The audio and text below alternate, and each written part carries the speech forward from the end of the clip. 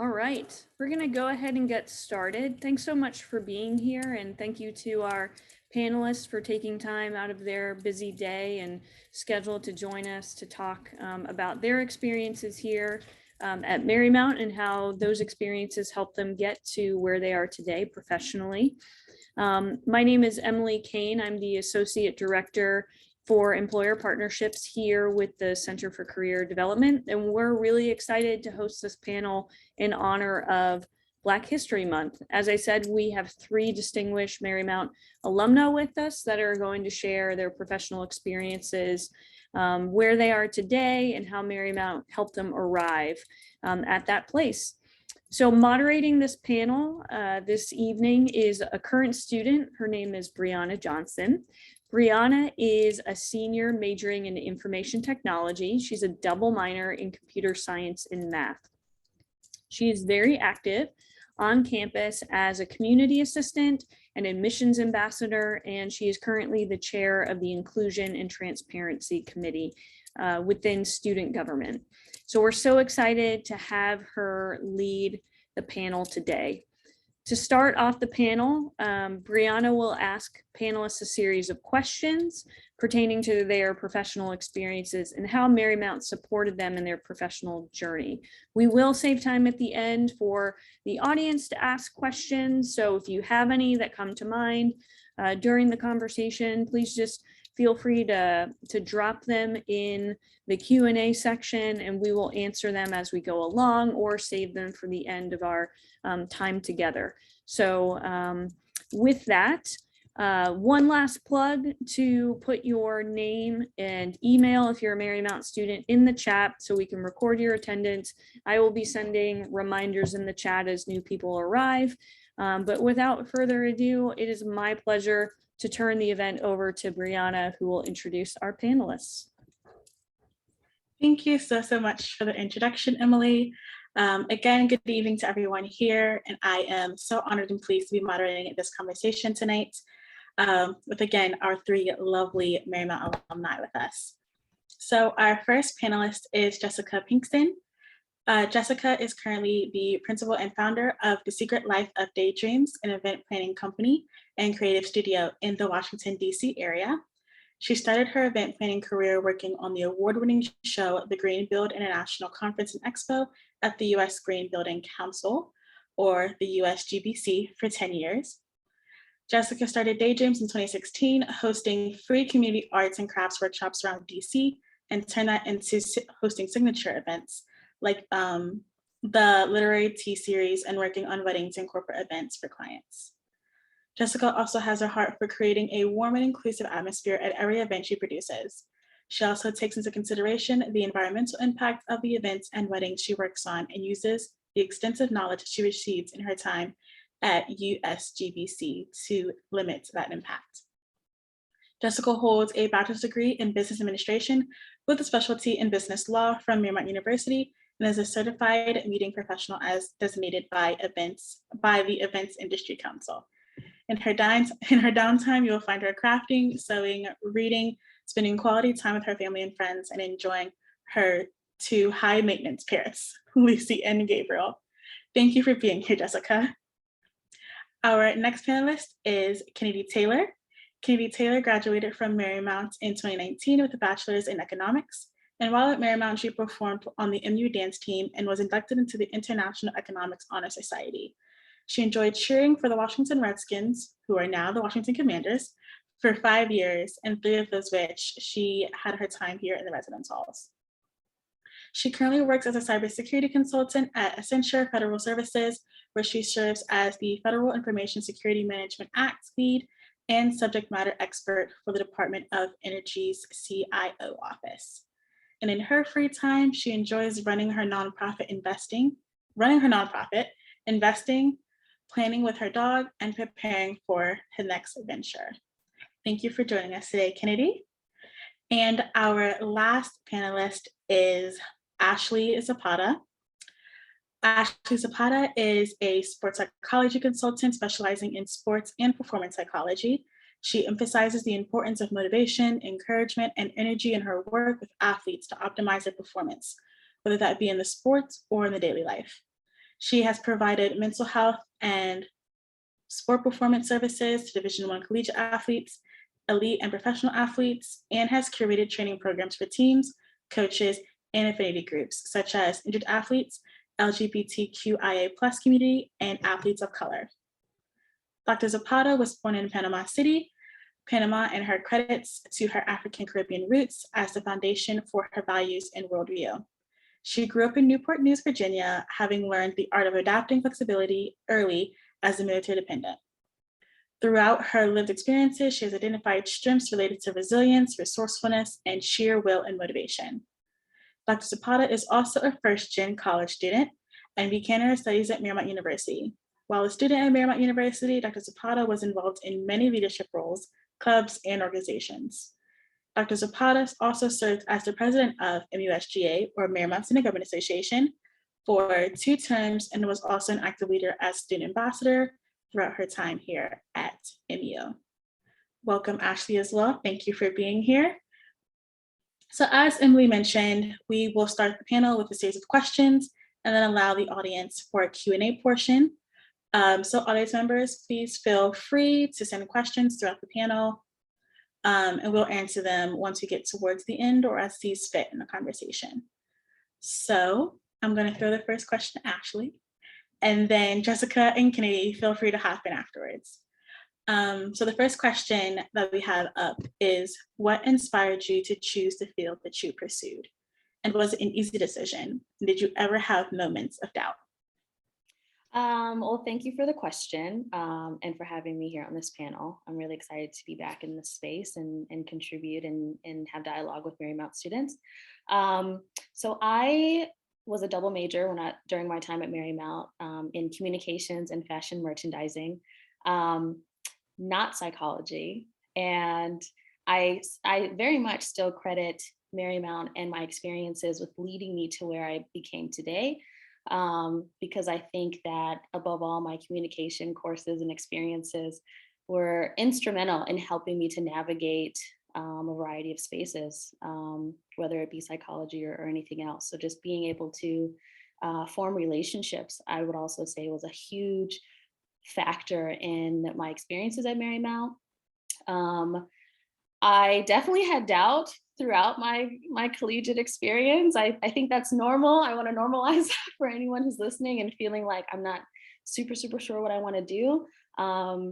The internships and experiences and conversations that I've had throughout my undergrad experiences helped me to recognize what I thought I had interest in, or maybe discovered I no longer had interest in. And all of that information helped to inform decisions that I made going forward. So I think it's important that we do things that feel right in the moment and continue to check in with ourselves as to whether or not those things are continuing to be our passions. And if they're not, then it's okay to make a change. So for me, like I said, I double majored communication, fashion, merchandising. I loved both of those majors. And honestly, I don't even think I would go back and change those and solely major in psychology, because I do think that my experiences with the fashion club and working on Portfolio in Motion, those were instrumental experiences for me to learn how to work in teams and produce events and navigate some of the logistics that go into those types of events. And I think all of those skills have helped me navigate professional sports. You know, it's kind of funny to pair those two things together specifically, but I truly do think that those experiences were invaluable for me, honestly. So that's one thing I would share is the experiences and in the activities that I was able to be a part of with both communications and fashion merchandising really helped me feel comfortable navigating larger systems that I'm navigating now. I can go ahead and follow, and I completely agree with Ashley.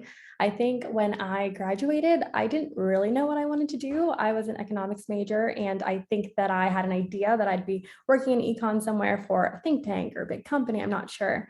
But it was really hard to get a job in economics. So I ended up applying literally everywhere. I got a job in technology, which I had zero background in, but they told me they'd teach me everything, and I absolutely believed them. And it's with a big corporation, so luckily they did have the flexibility to teach me and to help me, which I don't think a lot of companies do. But I started in project management and just didn't like it. It just didn't feel like my jam, to be very honest with you. And I think the confidence I had from Marymount helped me articulate that to my manager. So I did work with my manager. We figured out if there were any other openings, another field that I might be interested in. And we actually found one in cybersecurity. So I would say what inspired me to choose my field is really just going with the flow and seeing what I like doing. And when I tried it, I ended up loving it. And I've been in cyber now for 3 years and I'm learning every day. So in general, just follow your heart. You know what you want. Thank you. So I have always liked event planning and bringing people together. And I remember the day when I realized that it was something that you could actually get paid for, not just something that you do for fun with your friends. And I actually started off at Marymount studying fashion, and because that was my passion, that was what I was going to do. It was right when Project Runway first came out. And I realized that that's a hobby, that's not a career. And so I switched to business, and it was just this like click of loving every single aspect of that. And my internship was an event planning internship when I first started. So getting to know that a little bit more, I never would have thought about doing an internship if it weren't something that MU hadn't steered me to. And then my second internship was at the West Green Building Council, USGBC, and that's where, I went from an intern to being there for 10 years and managing the team that I started on. So it was an easy decision to choose event planning. I did have some regret when I realized sometimes about how stressful it could be and how it can be an all-consuming role, but I loved the fact that I could immediately apply what I had learned in the School of Business at this role, because there are so many aspects, from marketing to communications to even, my specialty in business law and contracts, because there are so many contracts that really allowed me to almost instantly use what I had learned. I was working with other colleagues who had studied geography and other great majors, but things that they didn't have as much of a foundation as I had. So I was really, really grateful for that. That's all amazing. You guys kind of talked about this a little bit, but how did your education and experience at Marymount help you succeed professionally? I can start this one off. Immediately what comes to mind is actually my study abroad experience, and the way that I actually was able to do that. So it was I think I was wrapping up my sophomore year, and I was coming out of one of my fashion merch courses, and I knew people had already started talking in my classes about where they would ideally like to study abroad. And a lot of sites that were coming up were in Italy or in France or in the UK, which were phenomenal sites and experiences. But I also recognized that financially there was going to be some limitations on my options for my situation. And I was walking out of a building and I saw a flyer for a non-traditional internship site, or not internship site, I'm sorry, study abroad site. And there was a scholarship, and I applied really on a whim, thinking so many people are going to apply, there's no way I'm going to get this. I ended up getting it and having a life-changing study abroad experience in Amman, Jordan. Again, it was not specific to communications or necessarily specific to fashion merchandising, but I think that's the piece about my time at Marymount, was that yes, there were specific comm and fashion merch things that I was involved in, but there were also a lot of things I was able to be a part of and explore that were not limiting in that sense. And I thought gave me a really well-rounded, broad experience. And those have absolutely helped me in my current professional career. My time in Jordan was amazing. I lived with a host family that I'm still in contact with today, like decades later. And that experience was eye-opening because it allowed me to experience a culture that I had previously no experience with. And it was during a time when a lot of people were asking me, well, why would I do that? Why would I go there instead of going to these other places? And I was like, have you been there before? And a lot of the people who were telling me not to go had not been. And I said, I'm gonna go because I want to have this experience for myself. And I think that's what Marymount for me was spectacular about. It was about giving me opportunities that I could experience and live for myself. And so I had a wonderful time there, learned some Arabic, ate a lot of amazing food, learned a lot about the culture, fell in love with it, honestly. And it was really on my return from that study abroad experience that I decided to shift away from fashion specifically and tailor some of my decisions in more calm and publishing. And I went on to get a master's in publishing from George Washington University. And then that shifted into psychology because my mindset went from, rather than helping a person to write their story, now I want to be a part of helping them experience their story, unravel their story, unpack it in the present moment. And now that happens to be primarily with athletes. So that's kind of my journey to getting here, but can absolutely with confidence say that it was the experiences that I had at Marymount that really contributed to me being where I am today and just giving me those opportunities. Yeah, and that definitely makes sense because I myself, I went on study abroad. I went to Colombia and it was such an amazing time. It got cut short because of COVID. It got really, really big. So I had to go back home. But Colombia was just like an amazing country. And I went on behalf of sociology, nothing in relation to IT or coding, nothing. But, it's kind of crazy how sometimes two worlds that like shouldn't collide or like gel so well, you can find your own way to make everything work, when folks think about IT, they're always thinking about like hacking something or breaking into something or like trying to protect someone's information. But you can also kind of use IT in the world of like sociology to kind of make the world better, where it's possibly creating some new software that like stops and like tracks like human trafficking going in and out of like hotels or motels. Like people don't think that like you can do more than what you have and just really just combine the two worlds. So I love that. Thank you so much for sharing. Really. Awesome. I'll go next. First, I would just say the location. It's a really prime location for networking and in general. Like I worked a job, I had an internship, and I think that's really just because of the location. We were so close to Boston, and luckily lots of opportunities around the area. People that were looking for jobs did reach out to Marymount, so I got to work with the Career Center as needed and get an internship. But as well, I would say really the discussion-based classes. Sorry if you can hear the siren in the background. But getting comfortable talking about things that made me feel uncomfortable, and I would say presenting all the time. I may have honestly hated it, but it is so useful in my career right now. Like last week I had to brief our CIO and our CISO, and the other month I briefed the Secretary of Energy, which is huge and honestly was terrifying. But just with the experience I had presenting, getting uncomfortable, learning how to speak publicly in front of whoever, I think really helps me in those situations. So those are definitely my two main ones. And lastly, I'll just say the required courses as well.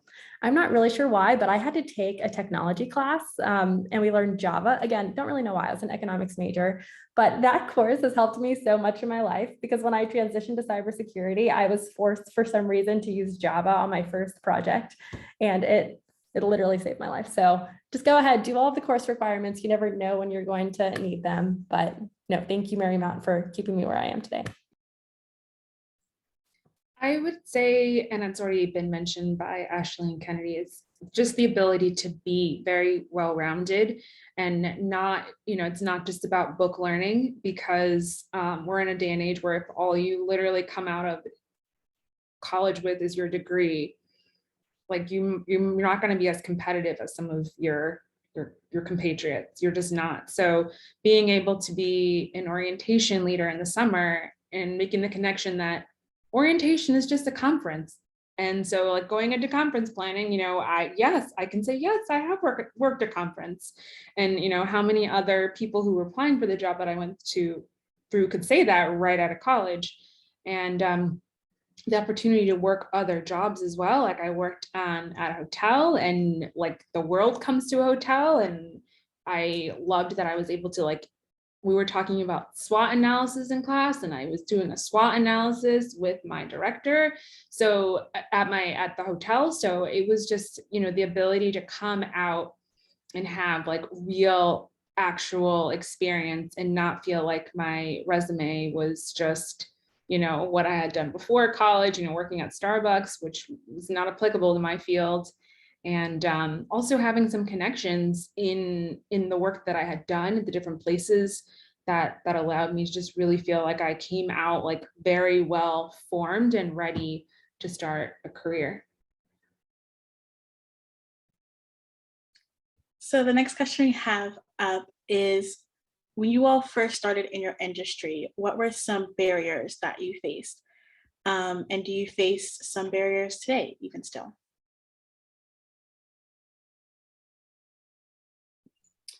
I think for me as a clinical and sports psychologist, honestly, the barriers that I've identified, I have chosen to reframe as opportunities. And what I mean by that is there have been moments where my age or my ethnicity and race have appeared to be barriers in the sense that I'm the only in a space. So on many levels, that's a barrier, but I also see that as an opportunity for me because it gives me a lot of power in this space as well. I mean, there's certainly a lot of things that are challenging and upsetting, but I also have just decided that I get to have authority in this space, and I'm going to show up and be authentic and be myself and be genuine. And that's open doors, because the unfortunate reality is that within sports psychology, there actually is not a large enough number of Black women in the field. There just aren't, unfortunately. And I hope to see that that number grow exponentially in the next few years. But it's something that I am using to my advantage at this point, and doing the best that I can to open doors for those who are interested in the field, and responding to emails and making time for the Zoom introductions, and, you know, keeping people in mind when I see postdocs or other positions opening. I can say, hey, so-and-so, I know we just met like 2 months ago, but hey, here's this thing that I just saw. If you're interested, let me know. I'll write you a letter of recommendation if you need. And I think those are the spaces that provide those opportunities. So yes, significant obstacles and inequities within the space. But my hope is that with where I am currently, that I can make that a little bit less of a concern for the next person. I absolutely love that. I would say that my main barriers are that when I'm young, I am currently 25. When I started in my industry, I was 22 years old. And when I started leading a team, I was 24. So I was leading and briefing with people who are much older than me. And that's, of course, I would say uncomfortable, I think, even for the people on my team who are listening to someone younger. But I think it's important, especially in technology, to accept new values, new ideas. Like, it's constantly evolving. And the ideas I brought to the table allowed me to get promoted. And I don't think there's anything wrong with that. But age is definitely a big thing, even today for me. And of course, I'm a woman, and I'm a woman of color in a field that's mainly male dominated. So I would say I've just always felt the need to prove myself constantly. I perform my best in every situation, and I think I'm rewarded for that. But I definitely do see, and I've heard from other coworkers, things that honestly make me a little bit sad to hear. It just reminds me that we really do have to work sometimes 10 times harder for the same opportunities. But luckily, I'm up for the challenge, and I hope all of you are as well. I would say that I feel as if I've been fortunate, because in the especially association event planning world in Washington, D.C., there are actually a lot of Black women. So there have been women that I've been able to look up to. So in that particular aspect, you know, one aspect of my life where being a woman and being Black wasn't like, you know, a massive barrier. It definitely in some ways, but generally, it's the industry is familiar with that. I would say that when I started working in my field in like 2008, 2009, 2010, what I more ran into was more like Kennedy around age and the idea of, you know, what do we do with these millennials, or, you know, we were even Gen Y back then. Like, what do we do with these Gen Y? They work differently. They want to have a life outside of work. They want to talk about ways that we're going to work more efficiently. And like, but, you know, back in my day, I worked 80 hours, you know, a day. And, you know, I did work a lot and I was absolutely a workaholic, but I also had this idea that was all very foreign to them at the time of, I also want to have a life outside of my job. And so it definitely caused some heartache and some headache. And it took me a long time to prove that just because I work differently doesn't mean that I don't work hard, that I'm not invested in it. And sometimes it would keep me away from having a seat at the table because what I was proposing was different. But as more people of my age got hired onto my team, it slowly changed.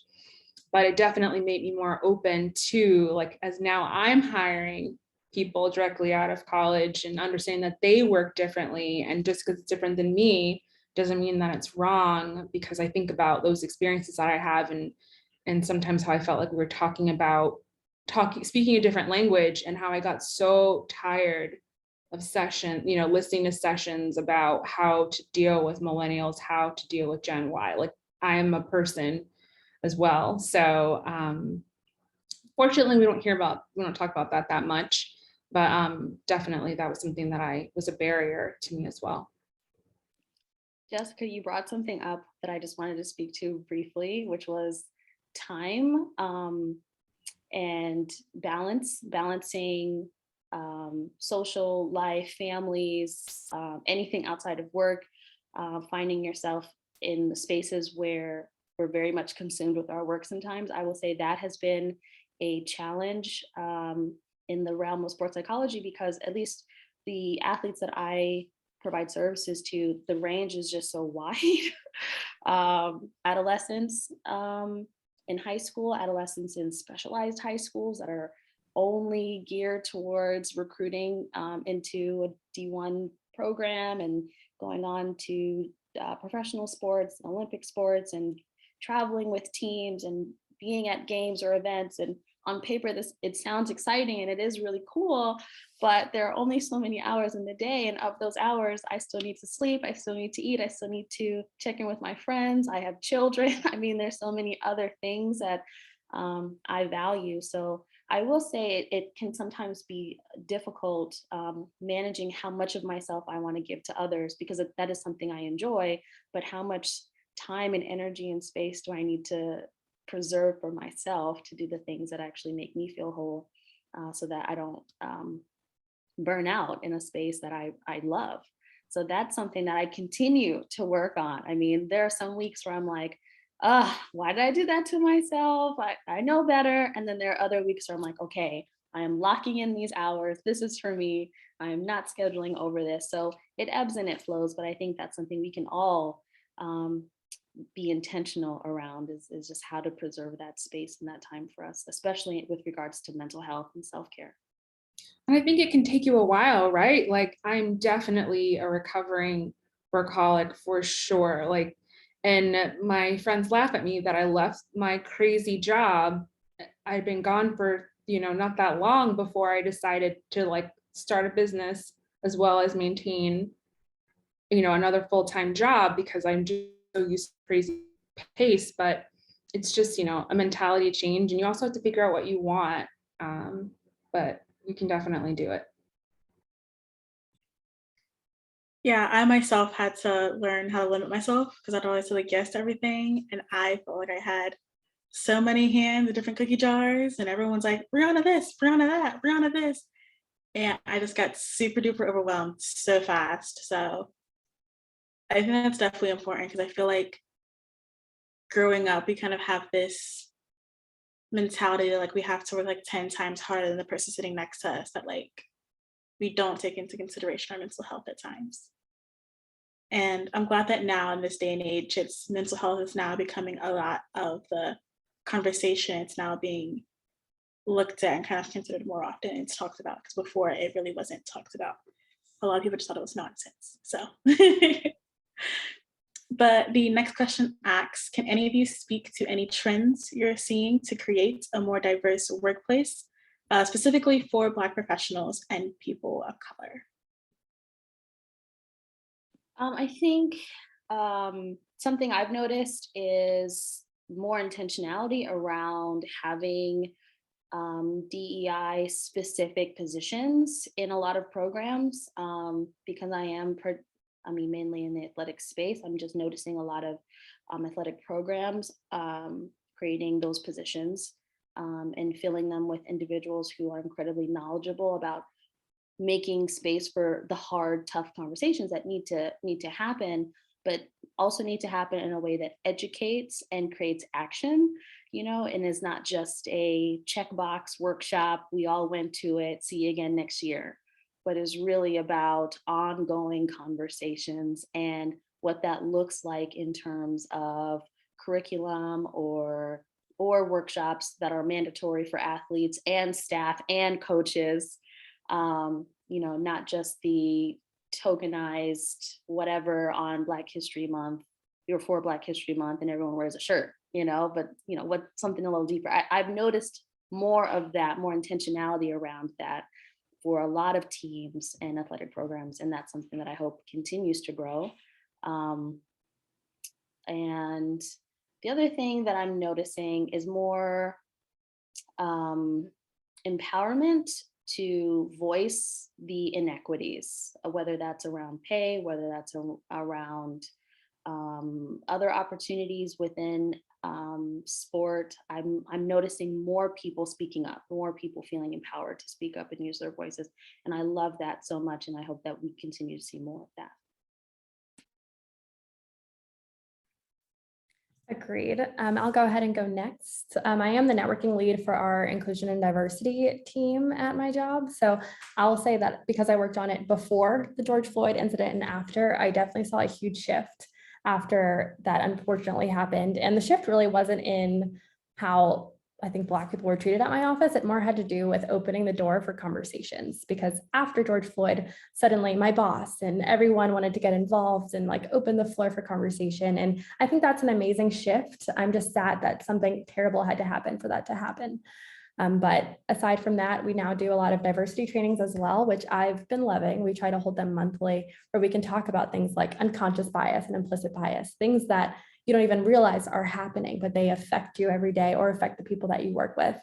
And I'm also part of our women's employee resource group, and I work with recruiting, and we've actually been recruiting a lot from our different diversity, I would say ERGs just around the company. So with our African-American ERG and our Hispanic ERG, and that's something that we did not do before.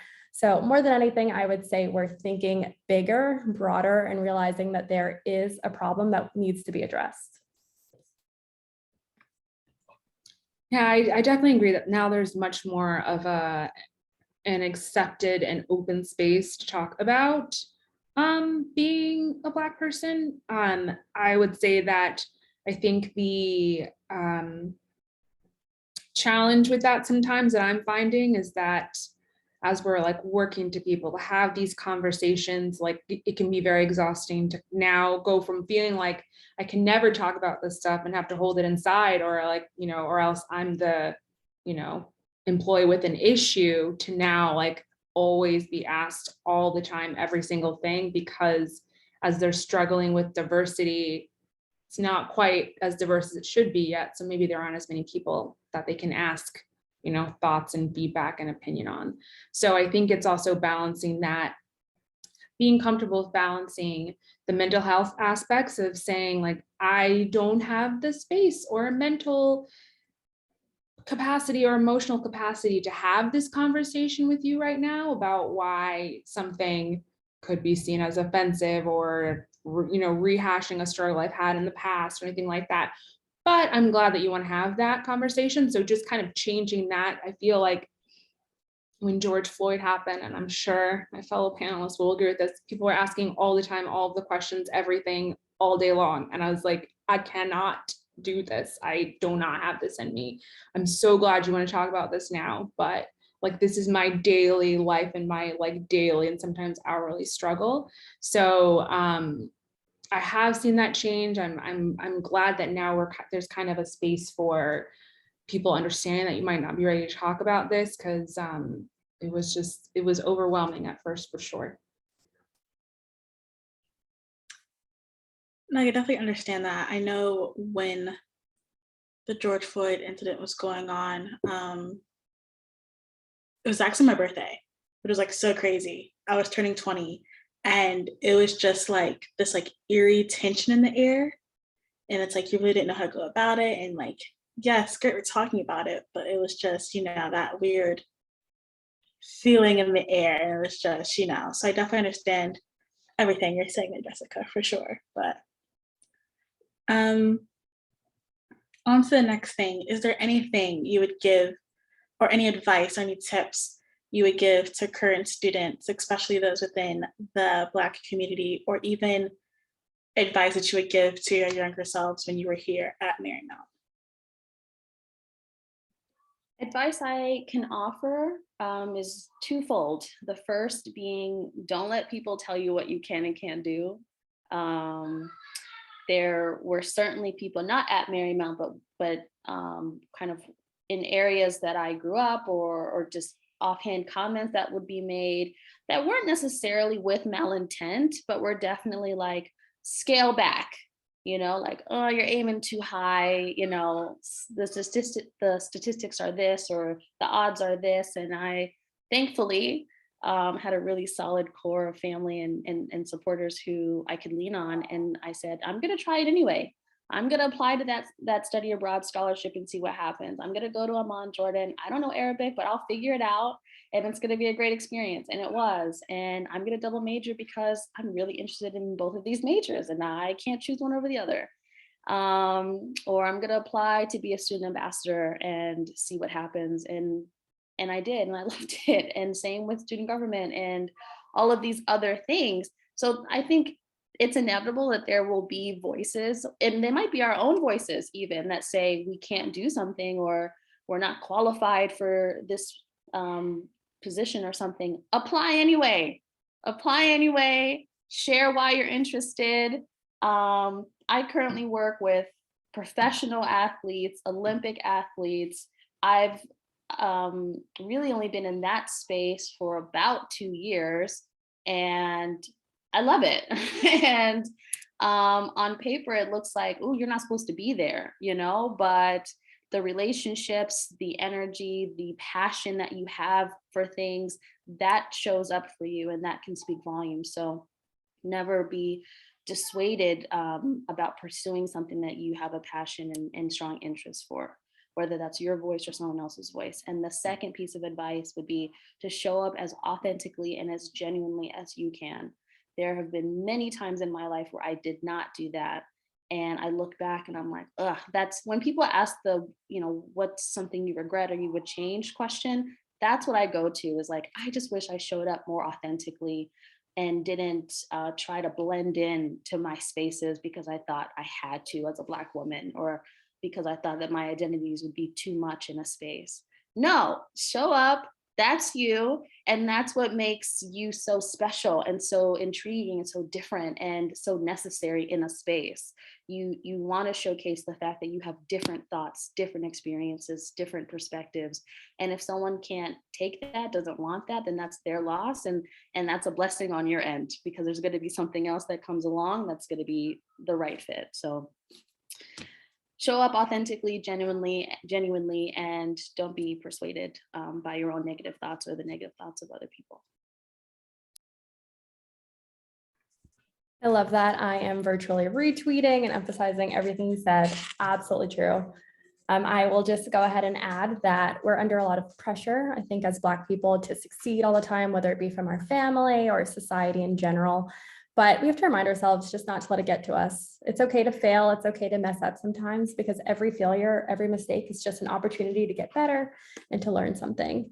And in light of, unfortunately, Miss USA, Cheslie Kryst committing suicide, I will also say that if you need help, please get help.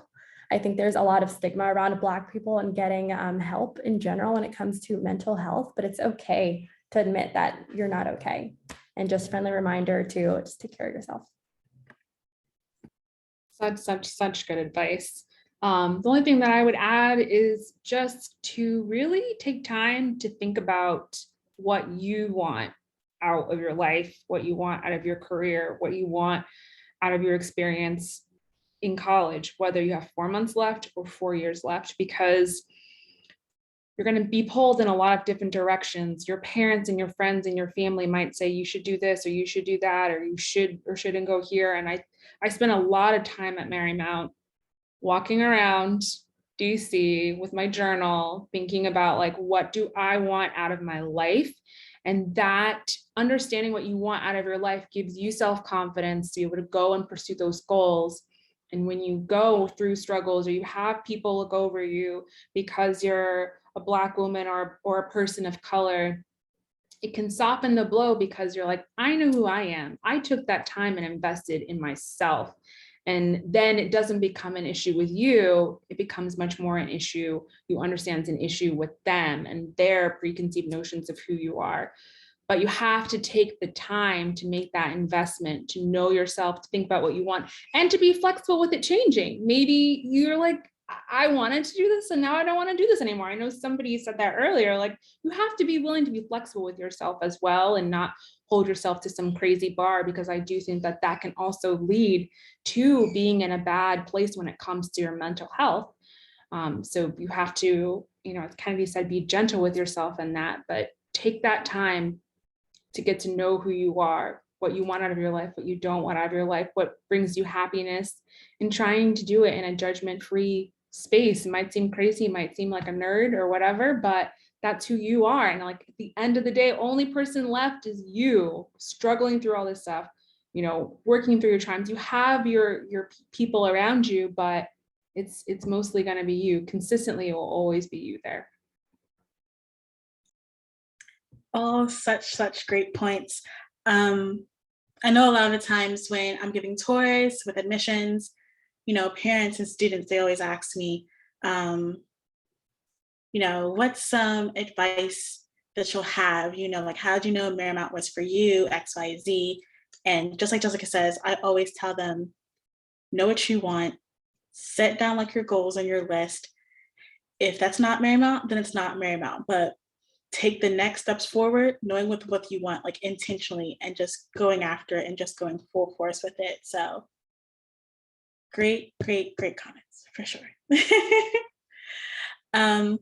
The last question that I have personally is, do you guys have any personal mantras that you like to follow in your daily life?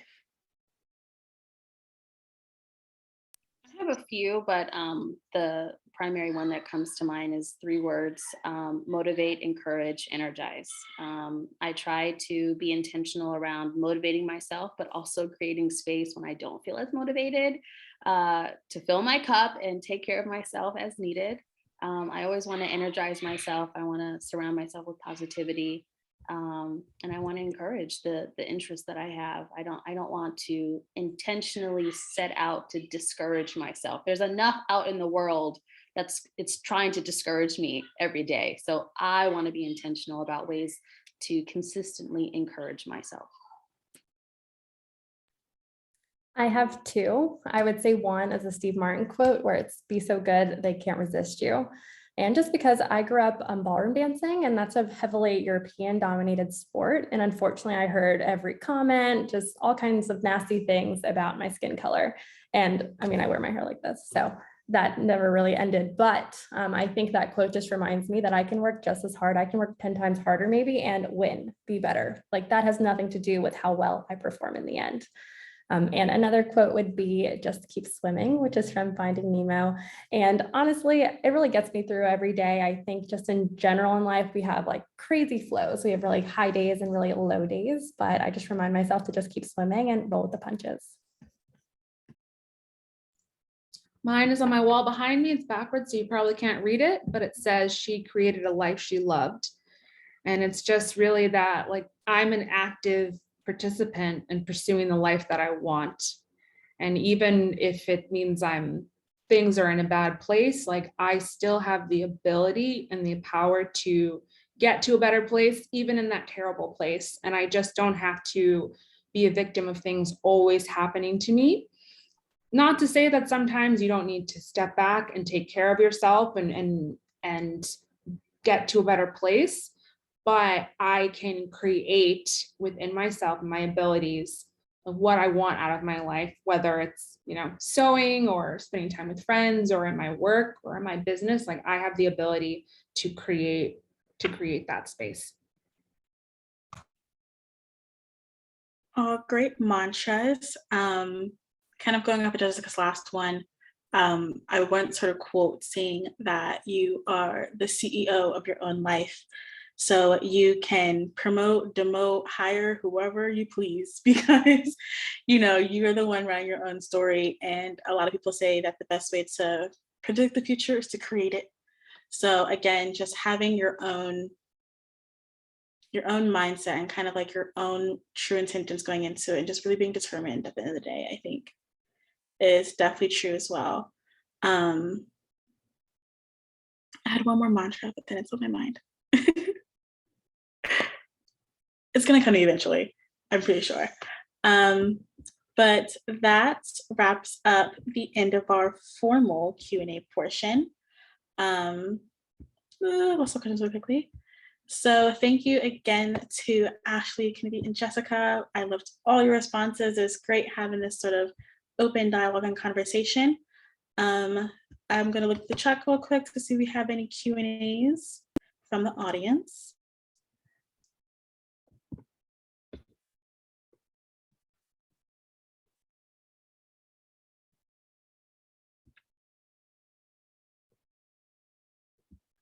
Just to add a little note while we're waiting, if any students are interested in getting into any of our careers, please just go ahead. I think add us on LinkedIn, and Jessica, Ashley, please confirm if you guys have a LinkedIn, but we'd love to connect with you seriously and help you get wherever you're going. So just feel free to add and request us. I second that. I found out about event planning by going and harassing event planners and being like, what is this job? Please tell me about it. And I'm a beneficiary of the people who didn't ignore me. So I completely agree with that as well. Absolutely. I just put my LinkedIn link in the chat. So people reach out all the time wanting to know what is sports psych, what's involved, what does your job look like? And I'm happy to answer questions related to that.